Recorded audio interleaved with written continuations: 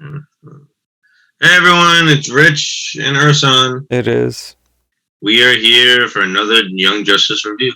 That's right. This time we're doing episodes 5 and 6, Beneath. It's 5. And what was episode 6 called? Oh, We'll figure it out. We'll get there. But Bloodlines. what is it called? Bloodlines. Bloodlines. Right. But we're here to talk about episode 5, which is pretty cool. Pretty interesting episode. Got a nice little A plot where it's just the girls fighting the sort of Queen Bee lackeys. And the B plot is the Blue Beetle trying searching to find his friend. What's up?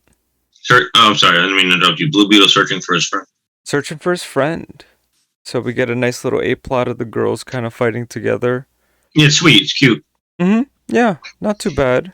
And then the B plot is Blue Beetle trying to find his friend Ty. And what seems to be going on with some representation. This episode's about representation is what I noticed. Yeah. I would say maybe female-wise, but I don't know so much the other side. I know they mentioned it. I don't feel like they really pushed it. Right. I was thinking more so just the fact that we have a Latin person and Native American. Right. I just feel like that's who they are. It didn't feel pushed, like No. The A kind of the girl squad kind of felt a little pushed. They do have a little fun with that. In one scene where Nightwing mentions the reason for the squad is because Queen Bee control men's minds. She can. And she was like, would you feel the need to what'd you say? Would you feel the need to explain why you would put a whole male squad together? And he's like, it's not the right way to answer that. And then she's just messing with them. Yes, like it's Queen Bee's. Batgirl. This is to Batgirl. Sorry, Batgirl and Nightwing. And Batgirl goes after he hangs up. She goes, Queen Bee's not the only one that can mess with a man's mind, and they all laugh.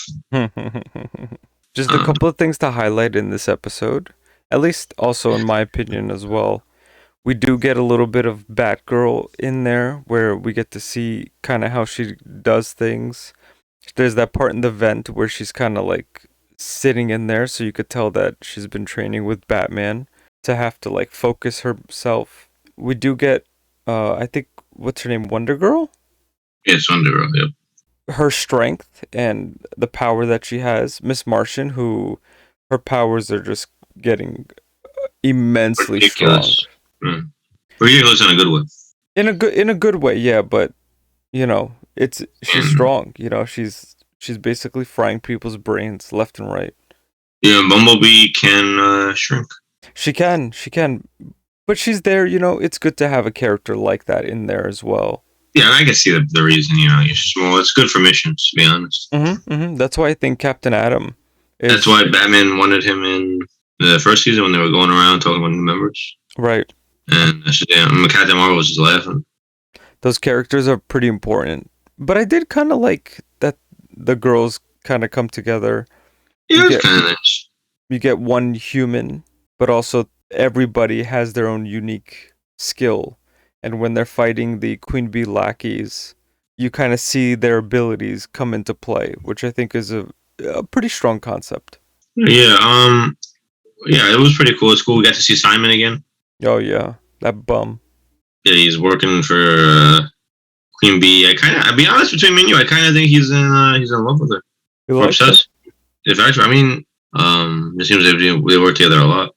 Very weird though. Simon's kind of a weirdo. He has like his brain showing. He's albino. He's not normal. Yeah. And then we get the Blue Beetle stuff. A little bit more character development. He fights for his friends. That guy Ty got kidnapped.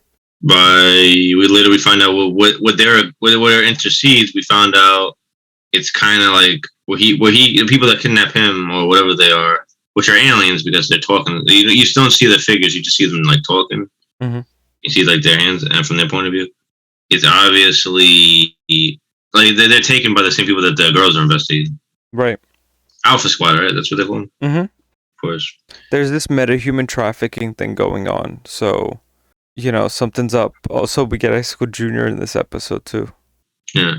one thing I would like to kind of point out was, if anyone remembers the Super Friends cartoon, I don't know if this is connected at all or anything. There's a character called Apache Chief. Right. And pretty much they Chuck have or something like that. What? I think that's what he says to grow taller. Oh, yeah. Like, he's probably going to grow and go small. They had this whole little thing where they had, like, a bunch of, like, heroes. I guess they did it because there are too many white heroes. They just put, like, a bunch of, they had a black guy with electric, Black Vulcan. Right. Quick, we got to diversify. Just get a whole bunch of characters. Yeah, let's get him in. Black Vulcan, for some reason, he's based off of Black Lightning. Like, I don't know why they didn't use Black Lightning. But they had it there. The funny thing is, they did, like, an episode on Justice League Unlimited where they fight these, like, superheroes, these, like, who aren't in the Justice League.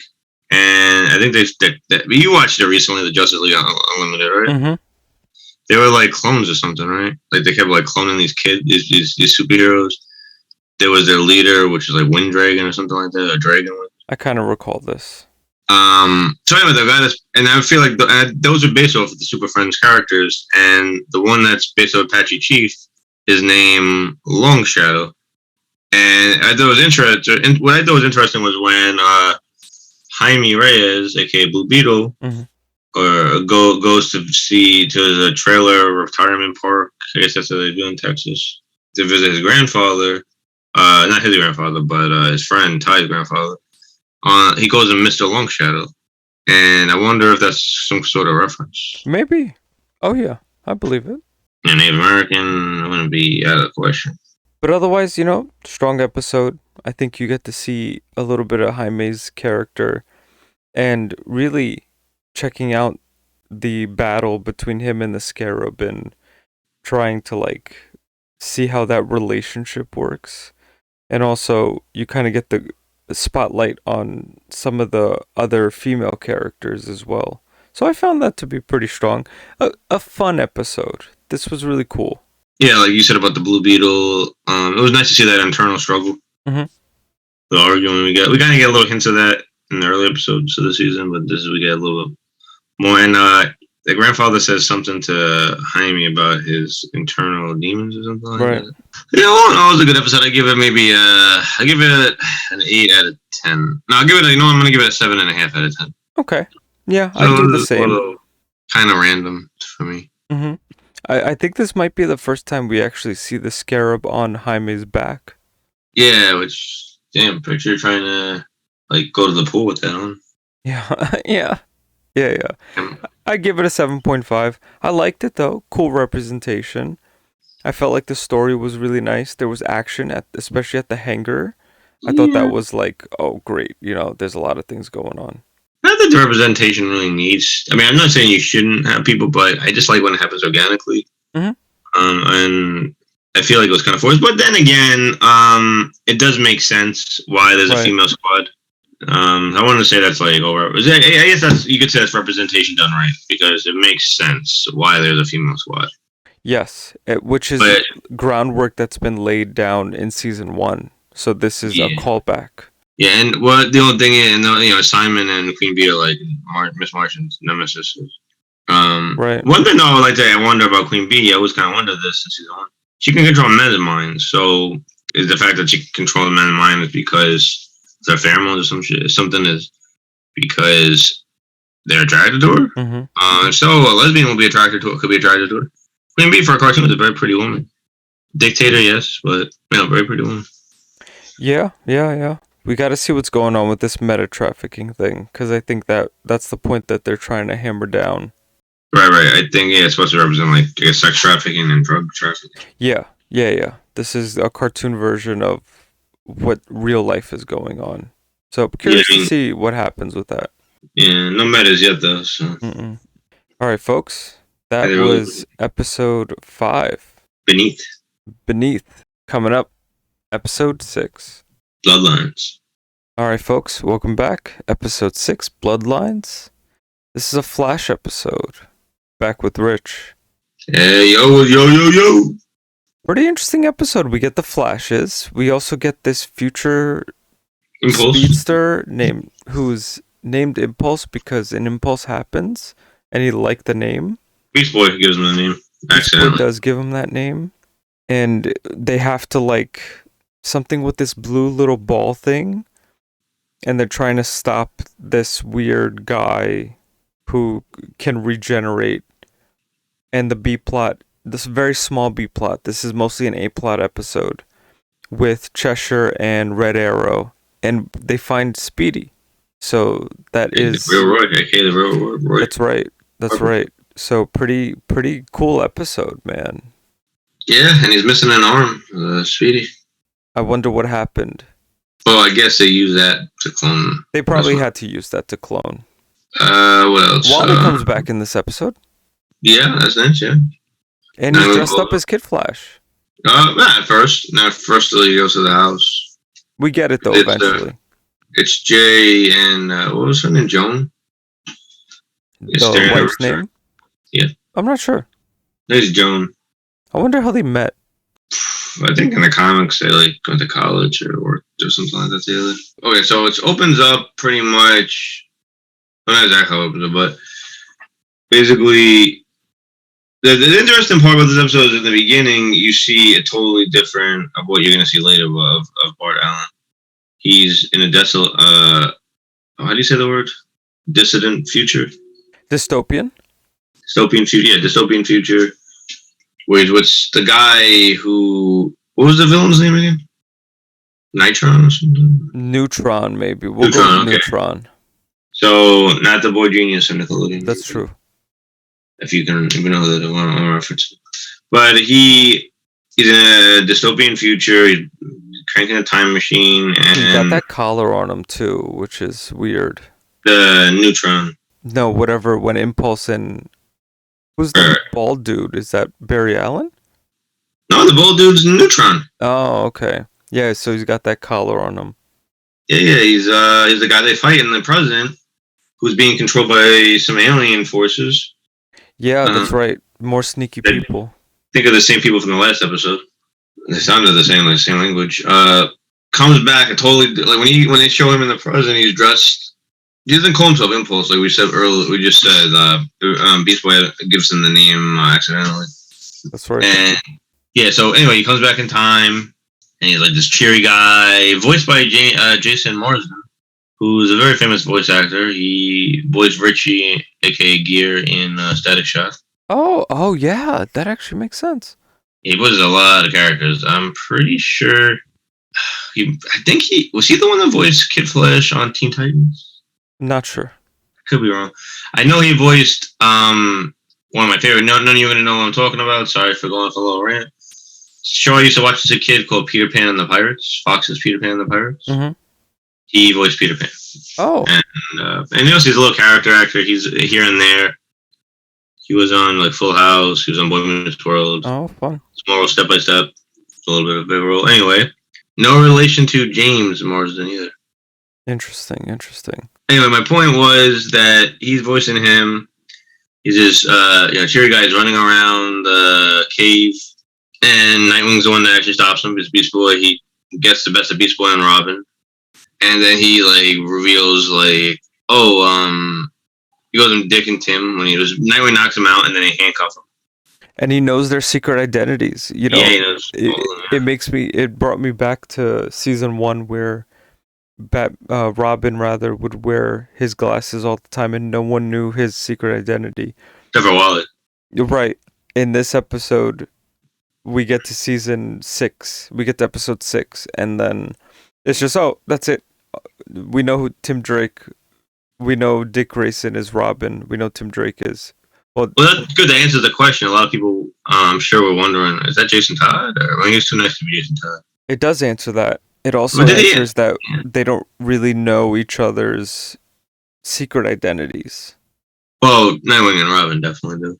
Yeah, so that was kind of nice.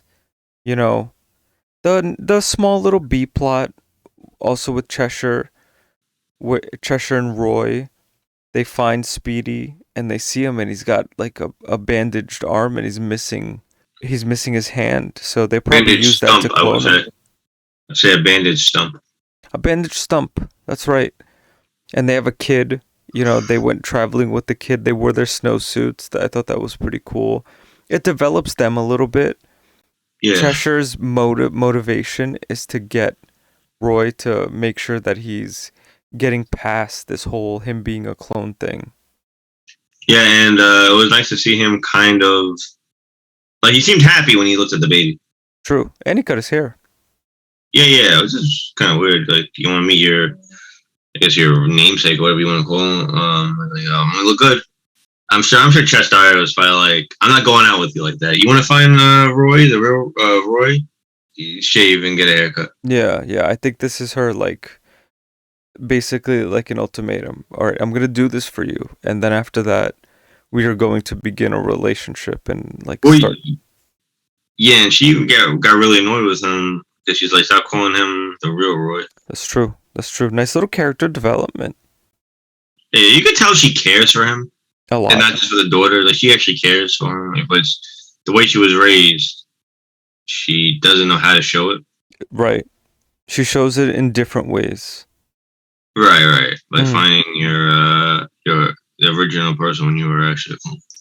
I also really like the way Impulse was introduced to us, like a very brief in the beginning, and then over time throughout this episode, it helps build him up to where he kind of crashes in to our heroes, Mount Justice, and we get Dick Grayson there, we get Tim Drake a little bit, Beast Boy, and then he kind of quickly, no pun intended, goes right to the speedsters. Dick calls Wally for help. Interesting. Yeah, Dick tricks him. Yeah, go ahead.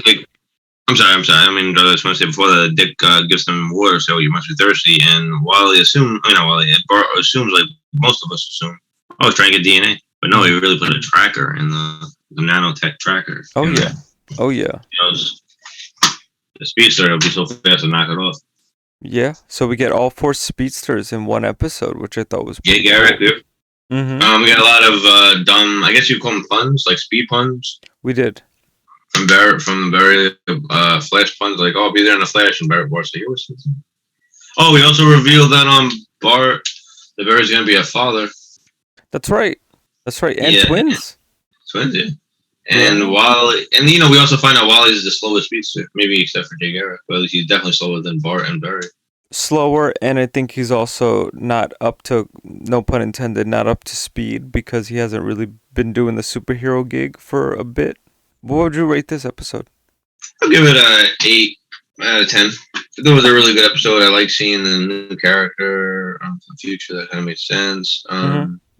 He does change it because at the end you see the guy like in like dress clothes. Yeah. At the end, but then you see the future looks even worse.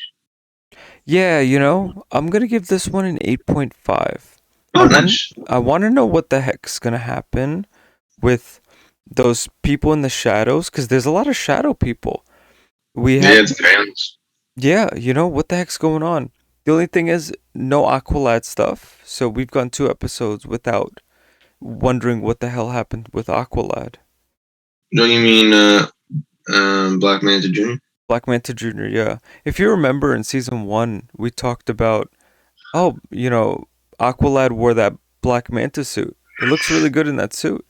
Well, we should eat our words because it's actually a thing now. Also, both episodes, 5 and 6, had 4 individuals together. So something to consider. We got to find out what's going on with that metahuman stuff. We got to find out with those shadow people.